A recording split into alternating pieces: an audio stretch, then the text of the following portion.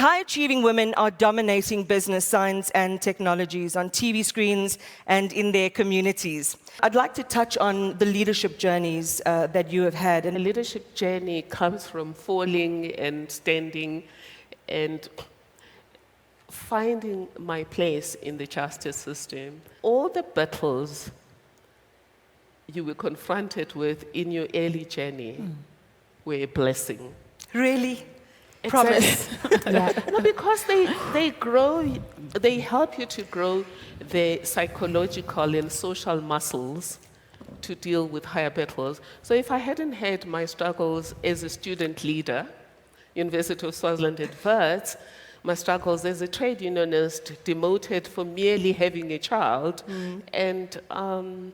and then the battles of transformation in the Department of Justice, there's no chance on earth that I would have handled the job of the pub protector. And I must say, from the onset, it was clear that the playing fields were not leveled.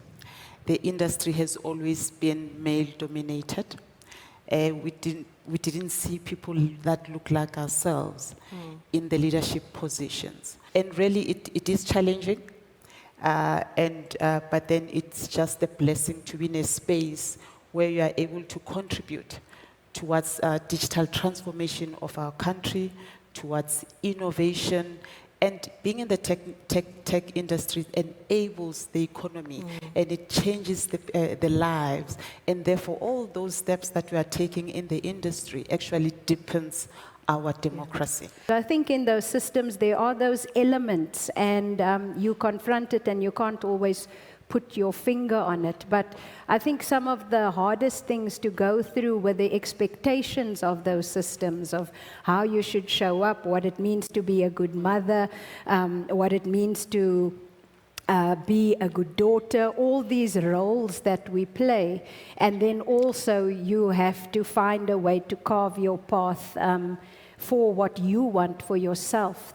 And I think that gap between feeling what's okay and what's not okay, and then as you go through your career to get the responses that you think are appropriate for who you are, quicker and quicker, becomes a way to navigate through it. So you go through a lot of lows as an entrepreneur, where things aren't working out and you can't get your foot in the door, and you have a lot of no's from companies saying, I don't think I need your particular service or your product. But with that comes the agility and the strength that you build within yourself to go for yet another no, or maybe this time a yes. Being aware of your own emotions, it doesn't mean that being polite, you should take everything that happens to you. It means you should respond instead of reacting. There's no substitute for the inner work. I think making really good friends with yourself, what you know to be your strengths, and what you are absolutely aware are your shortcomings or weaknesses, and so on. And I think that has an effect of incredible humility. And I think what it also allows you to do is use all your faculties, every minute of an activity, for what the activity requires.